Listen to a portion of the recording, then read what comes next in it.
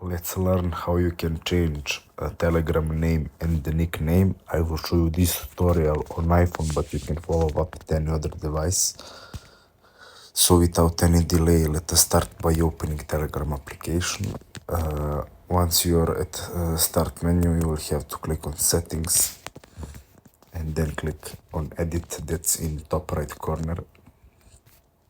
And as you can see here, on profile options will appear. Here you will have to set first name, last name, and you can change your username.